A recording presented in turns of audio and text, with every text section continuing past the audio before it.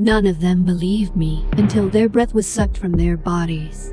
Aren't you a little old to still believe in fairies? My college therapist didn't believe anything I told her. I told her about the group of kids I met, and the guilt that was eating me alive because they were captured while I managed to get away. Dr. Casey nodded. And their names are Jude, Levi, Thalia. I told her their real versions were stuck in Fairyland, while grotesque replicas had taken their place, and that kids were separated between naughty and nice, with naughty kids being harvested to feed their wildlife. I was being tormented after pulling a piece of parchment from my lips bearing a date when my fae parents would come for me. And where is it now? I avoided her gaze. It's invisible to adults. At that point, she dropped her pen on her notebook and leaned forward, smiling patiently. Go home, Ruby. I left coughing up blood-stained flowers, vines stuck between my teeth and blossoming at the back of my throat. I grew sicker.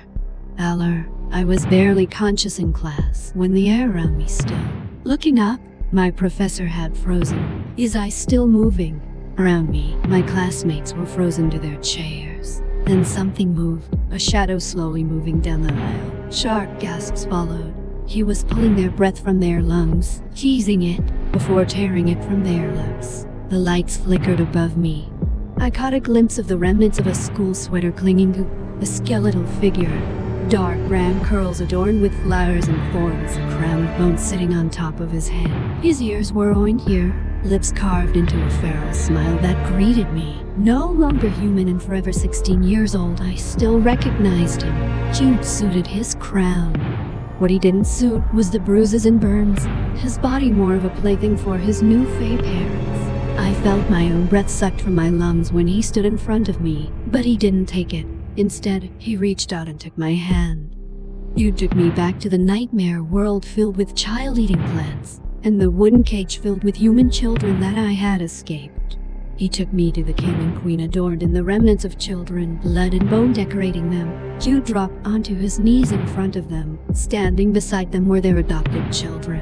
I recognized Levi. His crown looked like it had been forced onto his head. His eyes were empty, smile too wide, lips sewn shut. Thalia, half of her beautiful face melted away.